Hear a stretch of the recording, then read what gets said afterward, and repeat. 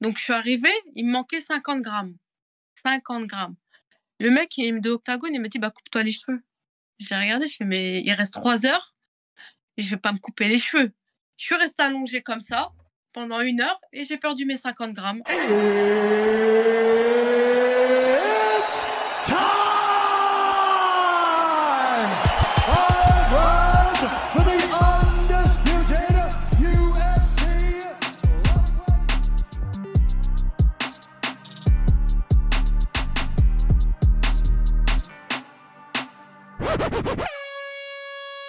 Eh, salut tout le monde, c'est Nico. Soyez les bienvenus dans MMA Club spécial Lyon de l'Atlas. Il n'y a jamais eu autant de bonnes vibes marocaines qu'en cette période, puisqu'après monsieur Badr Medkouri, me voilà en face d'une femme redoutable, de la famille des félidés, carnivores, leaders, chasseuses.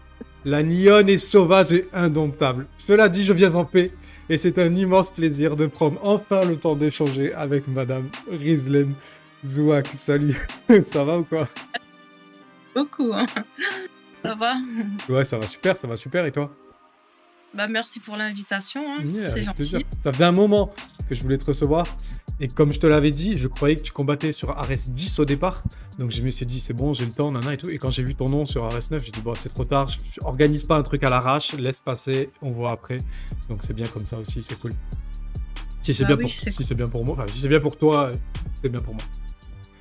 bah oui, c'est parfait. Allez, c'est parfait. Avant de commencer, toujours la petite propagande, n'oubliez pas Other, la petite boisson post-workout de qualité. Other, c'est vegan, c'est rempli de plein de bonnes choses, des BCAA, de la spiruline, des 3 types de protéines végétales. Vous le savez, avec MMA Club 10, vous avez 10%. Et je remercie ceux qui ont commandé. Vous le savez, j'étais transparent, ça me fait toujours un petit billet pour moi, un petit billet de 5 euros. Alors franchement, c'est cool, je vous remercie. Et abonnez-vous, c'est comme ça qu'on va de l'avant, c'est grâce à vous. Alors pour ne rien rater, abonnez-vous. Voilà, je reviens. Je suis 100% focus sur toi maintenant. Je commence en douceur et je vais te demander tes joies, tes peines, tes réussites, tes échecs. Raconte-moi ton histoire de là où tu as envie qu'elle commence jusque là où tu as envie qu'elle s'arrête. Bah, moi, je suis quelqu'un, voilà, quand j'ai commencé le judo à l'âge de 6 ans. Voilà, quand j'avais 10 ans, j'avais envie d'être une grande championne, faire les Jeux olympiques. J'avais même été interviewée par un journal local en Côte d'Or. J'avais dit que je voulais faire, mon rêve, c'était de faire les Jeux olympiques. Bah, j'ai atteint mon rêve. J'ai fait 10 ans en équipe de France de judo. Je fais championne d'Europe par équipe, 3e au championnat d'Europe moins de 23 ans. Après, j'ai intégré l'équipe du Maroc, où j'ai fait 2 fois les Jeux olympiques, où je suis devenue la première femme dans l'histoire du judo marocain à avoir fait les Jeux. Et pendant ma période au judo, bah, j'ai rencontré Fernand Lopez. On était à l'école ensemble, on passait le diplôme du BPGEPS AG2F ensemble. Et bah, ça, je l'ai vu sur papier. Et c'est là qu'il m'a parlé du MMA. Je connaissais pas et je lui avais dit, bah ouais, ça m'intéresse. Après ma carrière de judo, bah, je viendrai dans ta salle et je me mettrai au MMA. Et moi, je pensais que ça allait être que du loisir. Et en fait, pendant ma carrière du judoka, bah, je suis venue dans sa salle pour faire la préparation physique. Parce qu'on voulait y aller tout doucement et rester focus sur la qualité des Jeux olympiques de Rio. Et voilà, je suis venue, j'ai regardé les mecs pendant 2 ans, à voir le MMA, ce que c'était. Et voilà, maintenant, je suis dans le MMA. Ok. Et j'aime, me fait plaisir. Bah, c'est cool. Ça fait beaucoup de joie et de réussite plus que de peine et d'échecs et ça fait plaisir à entendre. C'est cool. Alors, donc t'es franco-marocaine, hein, c'est ça? Oui, je suis née en France, je suis née à Beaune, en Côte d'Or. Yes. Et je le sache et je mets souvent mon drapeau du Maroc pour des raisons que voilà quoi, j'ai mes raisons. Et je représente aussi la France, hein, comme j'ai toujours dit, la France et le Maroc, c'est le père et la mère. Donc voilà. D'accord. Justement, tu as tes raisons. J'avais un petit peu envie de tirer les verres du nez. Et justement, ma question qui suit, c'est ça représente quoi? Ça représente qui? Et ça fait écho à quoi à l'intérieur, ce drapeau? En fait, c'est la fierté du papa. C'est plus pour la fierté du papa. Parce que voilà, mon papa, il a toujours, il m'avait toujours dit, j'aimerais bien tu représentes le Maroc. Bah ouais, c'est la terre où il est né. Hein, donc voilà. C'est, tant que je vois mon papa sourire quand j'ai le drapeau, c'est le plus important. Donc voilà l'histoire.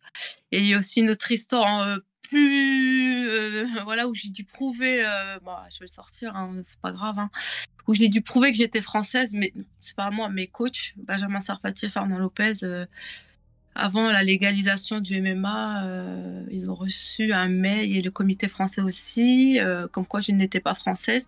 Et j'ai dû prouver que j'étais française en ramenant mon passeport, voilà. Donc ça m'a un peu blessée et c'est pour ça aussi, voilà, l'histoire. D'accord. C'est honteux, Mais cette histoire. J'ai entendu, j'avais déjà entendu ça et j'avais trouvé ça un peu honteux. Cette espèce de truc de te demander des confirmations de ton identité, c'est incroyable. ah bah, comme si on était à la douane, hein, comme si, je sais pas.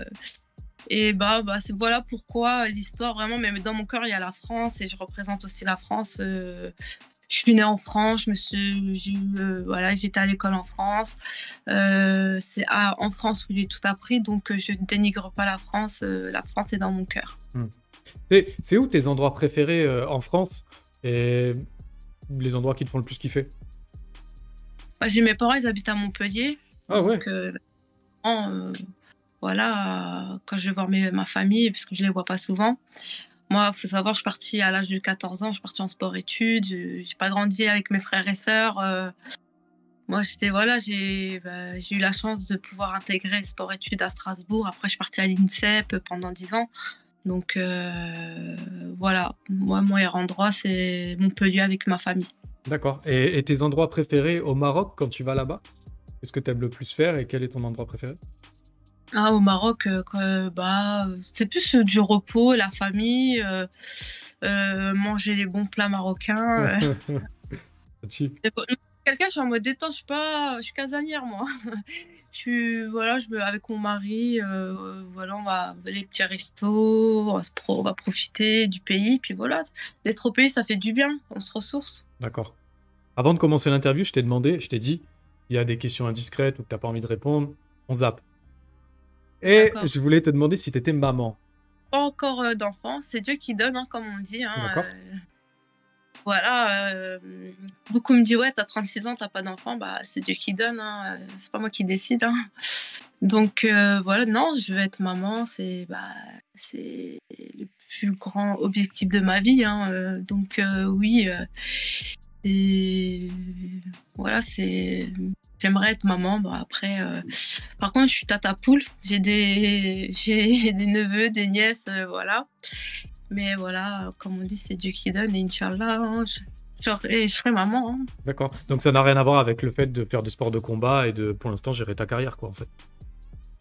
Bah, j'ai 36 ans, après je vais pas attendre d'avoir 40 ans pour avoir un enfant,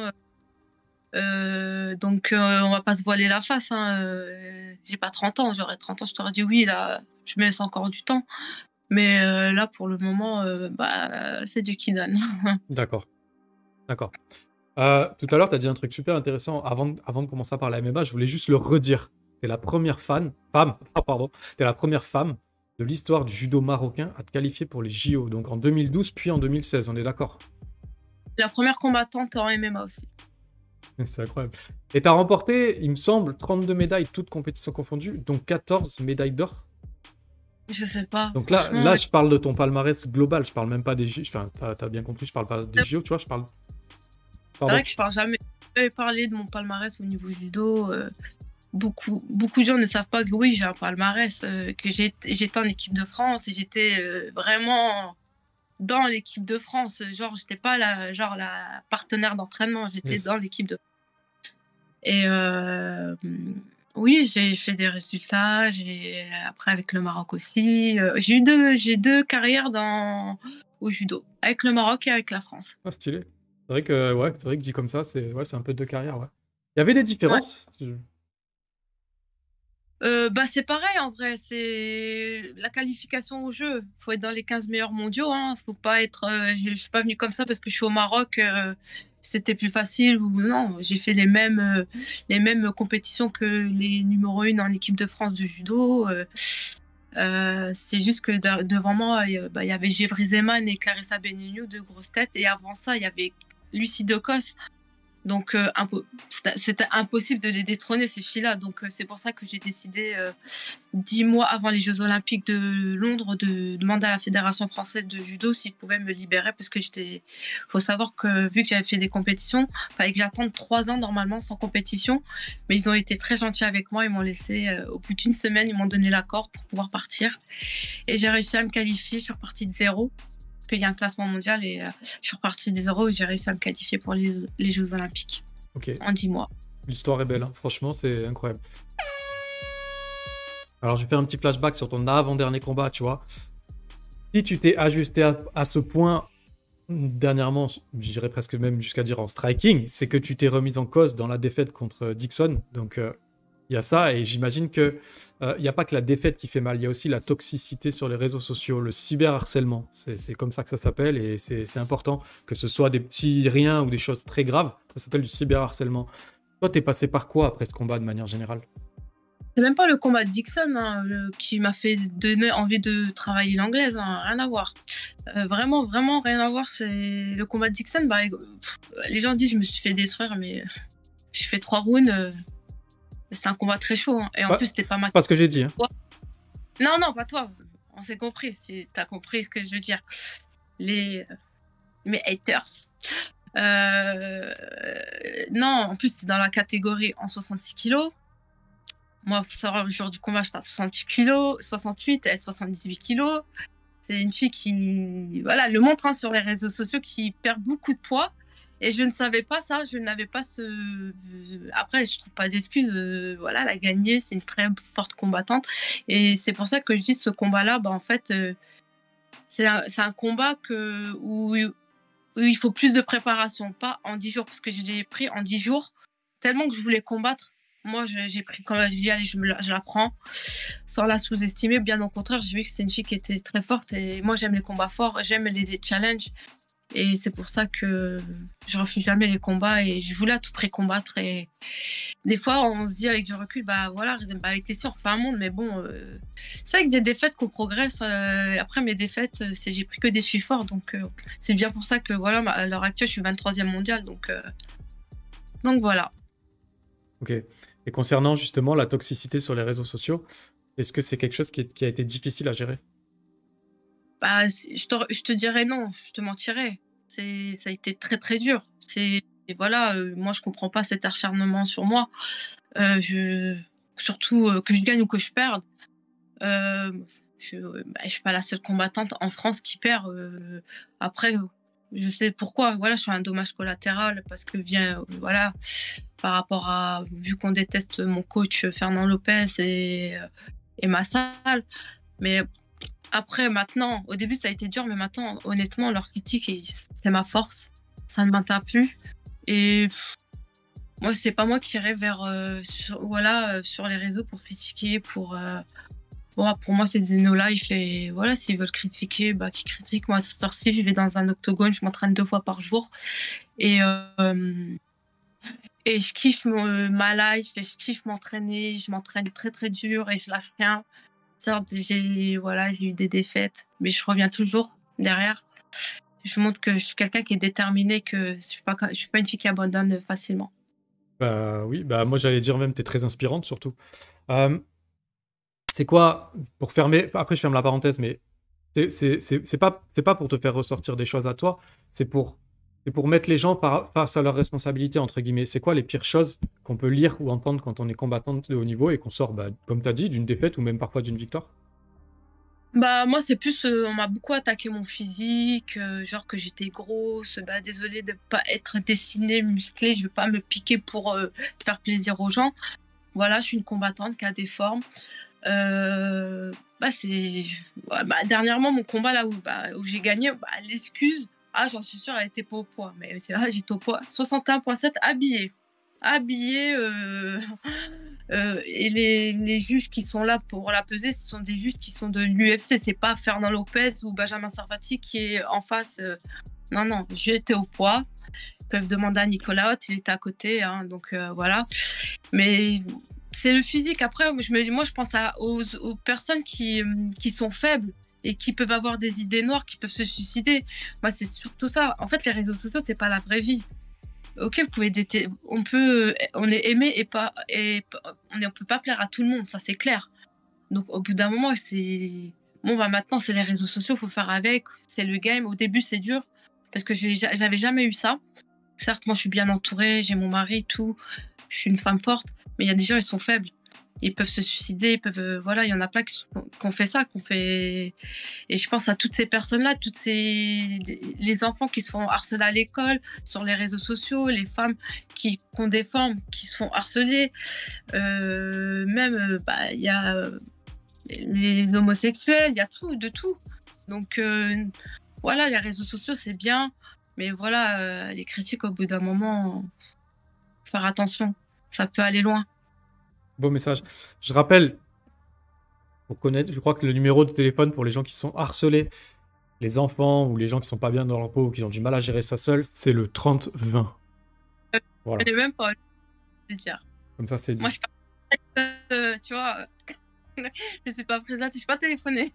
Non, mais c'est bien qu'on ait. Enfin, moi, je trouve que c'est bien qu'on ait fait cette parenthèse parce qu'effectivement, il y a des gens qui écoutent et qui sont pas armés, tu sais, mentalement, qui sont pas entourés, qui savent pas comment réagir. Ils vont se renfermer, ils vont gangréner un truc à l'intérieur de bien pourri et c'est dommage. Donc, c'est bien si ça peut aider une personne, hein, on sait jamais. Voilà. Ah oui, il faut pas garder. Faut en parler. Faut en parler direct. Ares 9. Alors, contre Yono, on a vu des belles choses. Moi, en tout cas, j'ai vu des belles choses. Est-ce que tu peux revenir un petit peu sur ces ajustements? En fait, Yoni, il faut savoir que quand je m'entraîne avec elle, c'était au début de ma reconversion. Ce n'était pas... quand je faisais avec elle, je savais même pas boxer. C'était le début de ma reconversion, voilà.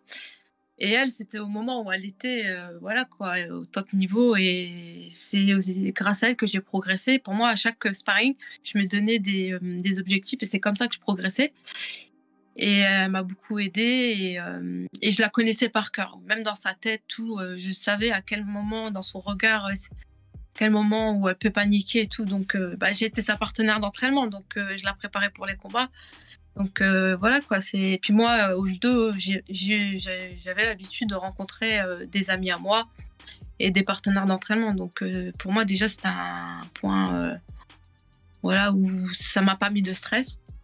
Après, on avait un game plan où beaucoup de gens ont dit mais Rizlan au sol, Yoni a bien défendu son sol. Non, dans mon game plan, c'était convenu que je la projette, je me lève. Parce que c'est quelqu'un qui est expérimenté. Et elle allait des bons appuis au sol. Et je savais que ça allait partir à la décision parce que j'étais partie pour 3 rounds.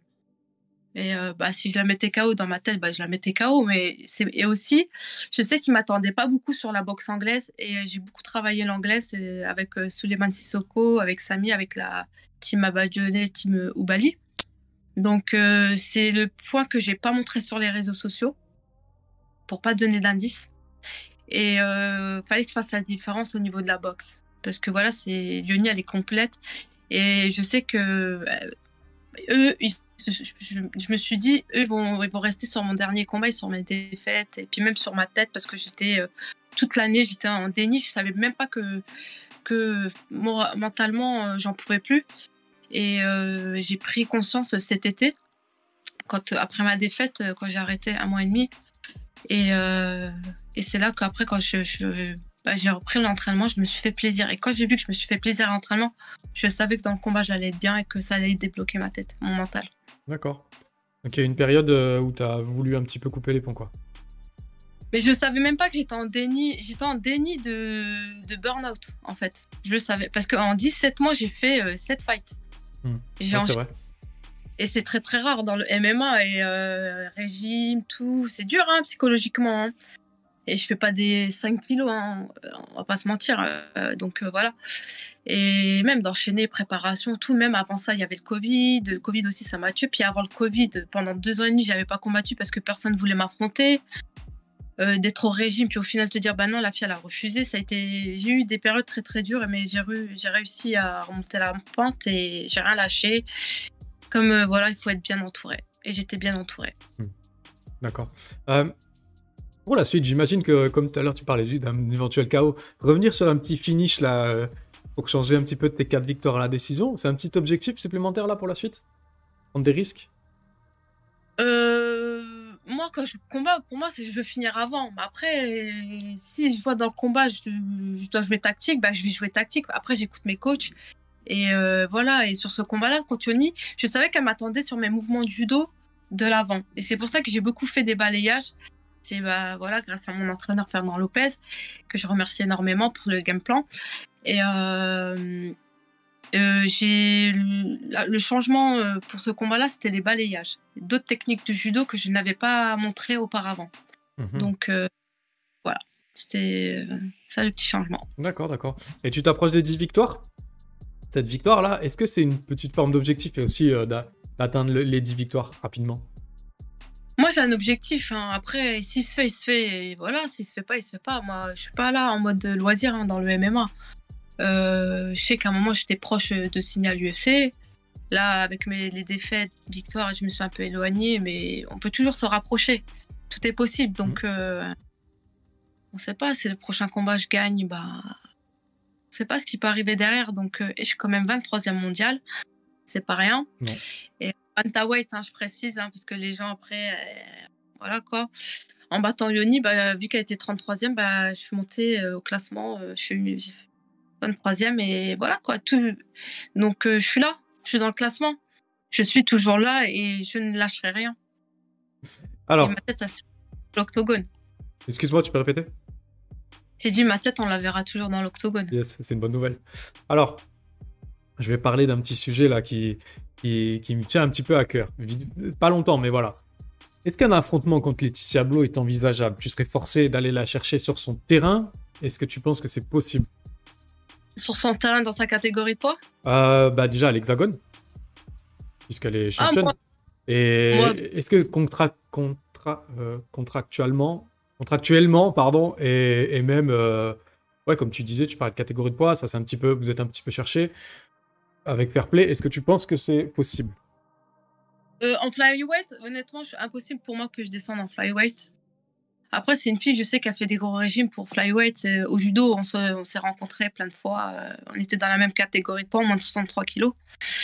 Et moi, j'affronte n'importe qui. J'ai bien affronté mon ami Yoni. Donc, Laetitia Blo, je peux bien l'affronter. Hein. Nous, on a demandé. Après, on a parlé en interne. Je sais que ça l'a beaucoup touché de la réclamer sur les réseaux sociaux. Elle s'y attendait pas. Moi, je pensais que elle allait prendre, comme elle a toujours fait. C'est une fille qui est joyeuse, qui prend la rigolade et qui voilà. Je me suis dit, il y a plein de gens qui veulent voir ce combat-là. Pourquoi pas? On s'est déjà affronté au judo. On s'est affronté 6 fois. Une de plus. En plus, au MMA, ce serait beau. Moi, je pense que même Fernand, n'importe où, il accepte.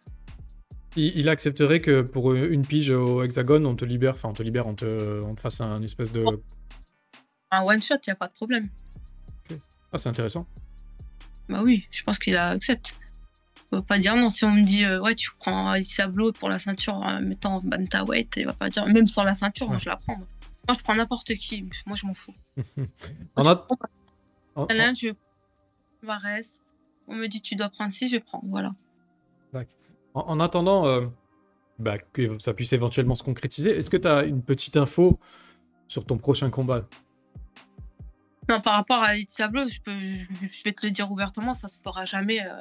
Ça, je le sais, j'ai parlé avec elle, ça se fera jamais. Donc, je ne pense pas que ça se fera un jour, personnellement. Moi, je suis ouverte, il n'y a pas de problème, tout en la respectant, parce qu'il ne faut pas qu'elle pense pas que je la dénigre ou... Non, mais je pense pas que ce combat-là, il se fera jamais. Honnêtement, vu comment on a parlé et tout, je pense pas. Et je pense qu'elle voudra faire dans sa catégorie de poids en flyweight. Et moi, je suis pas flyweight. Pour faire une flyweight, il faut que je fasse une liposuction. Et donc, non. C'est pas ma catégorie de poids. Et je vais pas me tuer la santé pour... J'ai 36 ans, je vais pas me tuer une santé pour aller en flyweight. Et pour le prochain combat, je sais pas qui j'ai et j'ai pas de date, honnêtement.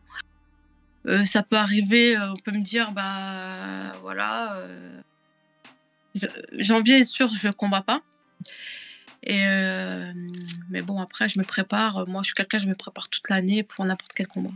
D'accord. Voilà. Tout à l'heure, tu parlais, et à juste titre, tu parlais des niveaux de tes adversaires. Tu vois, les gens voudraient des fois des victoires écrasantes contre, bah, je sais pas, des pommes de terre. Mais voilà, Ouais. heureusement ou malheureusement, toi, tu refuses personne. Quel que soit le résultat, ton combat suivant, il est jamais plus facile que le précédent. Qu'est-ce qui a forgé ce caractère? Bah, la défaite, ça te forge, hein, malgré tout. T'apprends beaucoup dans les défaites que dans les victoires, hein.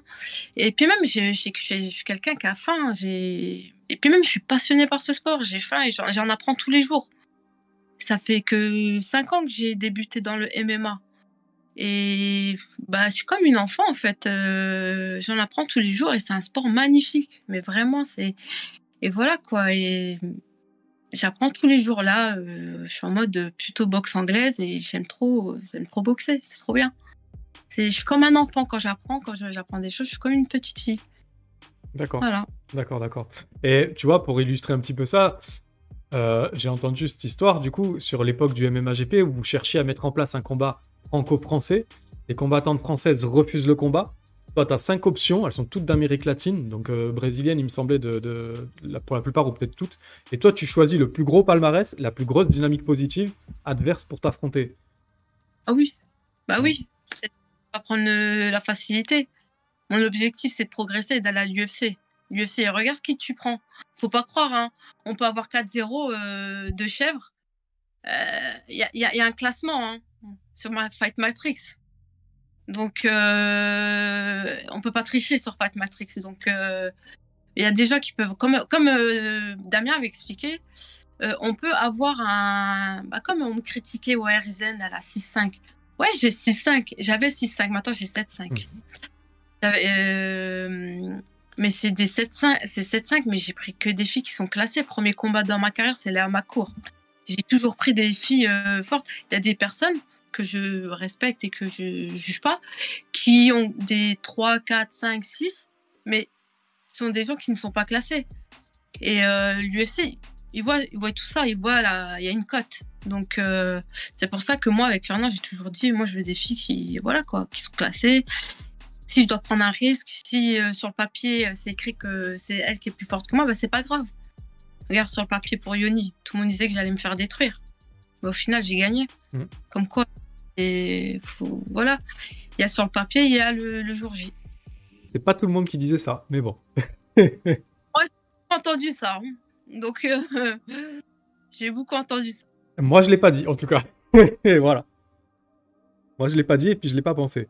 Alors, t'es marié avec un combattant de MMA également, Monsieur Faisal Houssine. Il a 12 victoires et 4 défaites. Avoir un mari dans son corner, un mari combattant, ou bah, avoir ton mari dans ton corner, ça procure quel genre d'émotion le moment où tu rentres dans la cage? Bah, déjà, c'est lui qui est plus stressé que moi. Mais vraiment, hein, moi, je suis lui qui est plus stressé que moi. Et puis bah voilà, c'est ma force, c'est mon soutien, c'est mon tout, hein. Donc puis lui, il a plus d'expérience. Ça fait 16 ans qu'il fait ce sport. Et voilà quoi, il m'a... Après, ouais, il y a aussi Taylor à côté, donc j'ai la chance déjà qu'ils s'entendent bien et qu'ils se complètent. Donc j'ai un bon corner. Et non, mon mari, c'est dur. Quand t'as un mari, c'est dur, hein, parce qu'il faut pas croire, hein, ils sont plus durs hein, que nos coachs. Hein. Donc, non, c'est ma force. Et là, la prochaine fois, c'est lui qui va combattre, c'est moi qui sera derrière lui pour le soutenir et faire mon... Pardon, ça a Ouais. coupé. J'ai dit, là c'est moi qui combattais, là, c'est lui qui va combattre. Donc, à moi d'être derrière lui et lui donner, de le soutenir et de lui donner la force, d'être là pour lui, de s'occuper de son mari, de lui faire les plats de régime, faire attention à lui, prendre soin de lui. D'accord. Il est avec toi là? Non, il est pas avec moi. Ouais, je lui aurais posé 2-3 questions, tu vois, mais c'est pas grave. Ce sera peut-être l'occasion de creuser un petit peu plus et puis de lui préparer quelque chose d'un peu plus conséquent, tu vois, une autre fois, c'est cool. Alors, j'ai fini sur mes questions MMA et je voudrais enchaîner un petit peu avec des questions un peu plus légères. Quelques questions, tu vois, c'est pas très long. Mais avant ça, je voudrais que tu me racontes une anecdote, s'il te plaît. Il y a une adversaire, là, je sais pas si les gens ils se souviennent, avec la meuf en Afrique du Sud. où j'avais combattu pour la ceinture. Ah, elle, c'était la guerre, mais limite, les face-à-face, sa bouche, elle s'approchait de moi. Mais Fernand, il me dit, mais on a fait beaucoup de face-à-face. Et je dis à Fernand, je dis, ouais, mais elle s'approche beaucoup de ma bouche. Et voilà, en plus, elle aime les femmes, tu vois. Et Fernand, il me dit, ça se trouve, là, le face-à-face, là, en plus devant le public, elle va te galoche. Je dis, oh là là là, si elle me fait ça, ah non, non, c'est mort. Et bon, après, c'était une fille, c'est une fille que je devais refaire la revanche et ça s'est pas fait, c'est dommage. Et on s'est beaucoup cherché sur les réseaux sociaux. Elle m'a beaucoup cherché. En fait, c'est une fille qui était obsédée par moi. Mais je te jure, son obsession me faisait peur. C'est moi qui a peur du contraire. Mais elle regardait tout le temps mes stories. Tout le temps, elle met des photos de moi avec elle. J'ai dit, mais meuf, c'est toi qui as gagné. Elle a justifié sa victoire face à moi. Et j'ai dit, mais obsédée par moi. Et en fait, ouais, une anecdote, on va dire ça. Ça m'a choquée, ça m'a fait peur. J'ai dit, mais attends. Et limite, elle était abonnée à moi, je l'ai désabonnée de moi. Parce que je mettais une story, tout de suite, elle regardait mes stories. Je dis, mais elle a quoi, elle? C'était un peu trop, quoi. Ah, c'était trop. À Octagone, en fait, il faut savoir qu'à Octagone, la pesée est de 9h à midi, mais ils t'imposent les face-à-face. En fait, tu peux arriver au face-à-face, mais tu es dans le bain chaud, ils t'appellent et il faut que tu viennes. Et moi, j'étais dans le bain chaud, ils me disent, il faut que tu fasses le face-à-face. Et j'ai dit, mais attendez, mon poids et tout. Donc, je suis arrivée, il me manquait 50 grammes. 50 grammes. Le mec de Octagone, il m'a dit, coupe-toi les cheveux. J'ai regardé, je fais, mais il reste 3 heures, et je vais pas me couper les cheveux. Je suis restée allongée comme ça pendant 1 heure et j'ai perdu mes 50 grammes, allongée à dormir par terre en attendant. Il restait 3 heures. Me couper mes cheveux. J'ai dit, ouais, Et en fait, sur leur story, ils ont mis que j'étais pas au poids. Et j'ai reçu des messages, mais vas-y, il te reste 50 grammes, coupe-toi les cheveux et tout. C'est rien. J'ai dit, mais il reste 3 heures. Donc, ouais, il y a cette anecdote-là aussi. Ouais, c'est abusé. Les coupages de cheveux, ils sont un peu fous, quoi. Avec le recul, c'est marrant, mais sur le coup, c'était pas marrant. Quand t'es natation. Ouais, t'es KO et tout. Ouais, t'as pas envie d'entendre ça, ouais, je comprends. J'ai pris au dernier moment, donc non, c'était pas marrant. Ouais. Elles sont cool tes anecdotes, c'est cool, ça va. Quel est ton morceau du moment? Moi, j'écoute un peu de tout. Déjà, je suis pas très musique, mais après, j'écoute tout. J'ai pas de morceau du moment. Voilà. D'accord. Et quelle est ta série ou ton film du moment? Moi, je regarde tout. Moi, tu sais, je peux rester toute une journée si j'ai pas entraînement à regarder Netflix. Ah ouais. À regarder. Ouais, ah ouais, moi je suis casanière. Hein, je suis pas. C'est soit le shopping ou soit à la maison, ou soit les entraînements, ou soit resto avec mon mari. Mais non, moi je peux regarder. Ouais, les séries. J'aime trop les séries. Je regarde beaucoup de séries. Ah ouais, donc tu te fais le catalogue des abonnements Netflix, des trucs Prime et tout, là, Ouais, les bonnes séries, hein. Pas toutes les séries, mais les très bonnes séries. C'est quoi, alors, les bonnes séries? La dernière, là, j'arrive jamais à retenir ceux qui étaient dans un avion, là, ils ont disparu, après ils ont réapparu. Ah, ils sont réapparus dans une temporalité différente, non? Ouais. Genre 7 ans plus tard, un truc comme ça, non? Ah, et le petit, il est malade et tout, une leucémie. Okay. Après, ils ont des poids. Et ils sont 50 de l'avion. Cette série-là, j'ai grave kiffé, là, dernièrement. Donc, voilà. Ok. Est-ce que tu joues aux jeux vidéo? Non. Quand j'étais petite, ouais. Mais non. C'est fini tout ça. La Nintendo, tu vois, à l'époque de Mario Bros. C'est ça. À l'époque. Ok. Et est-ce que tu as un livre de chevet? Non. J'ai un livre, mais c'est pas... c'est le Coran. D'accord. Ah bah, c'est la première qui me parle d'un livre sur le... pas le développement personnel, mais les convictions. C'est cool. Je suis musulmane, hein. J'ai pas honte à dire que je suis musulmane. Hein.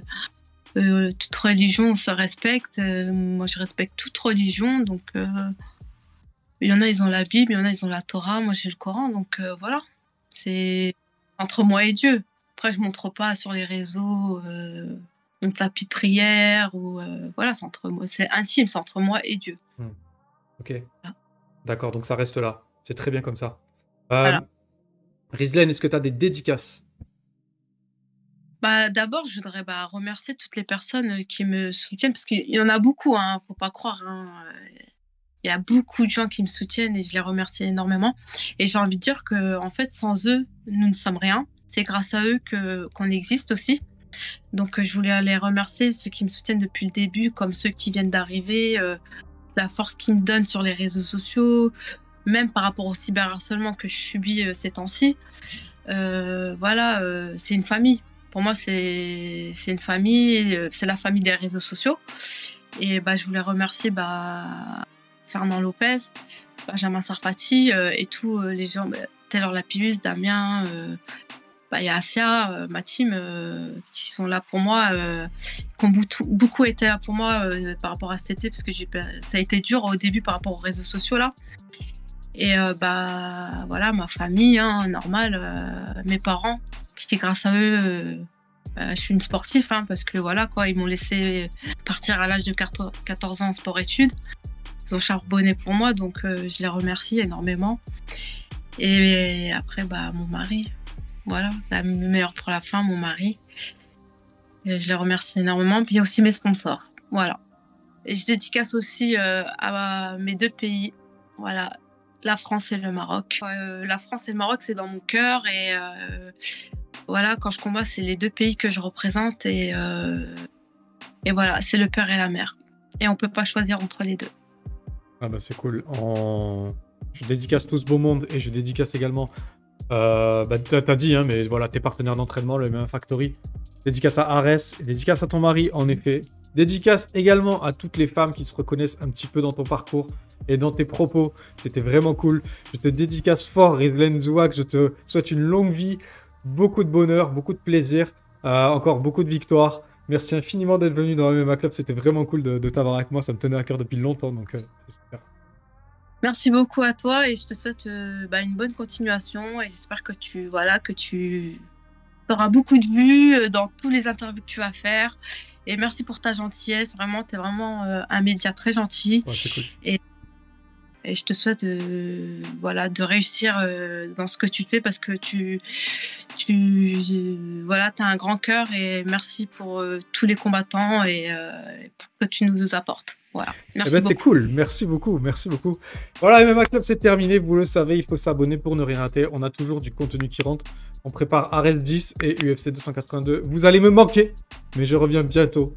Et comme d'habitude, je vous fais des gros bisous.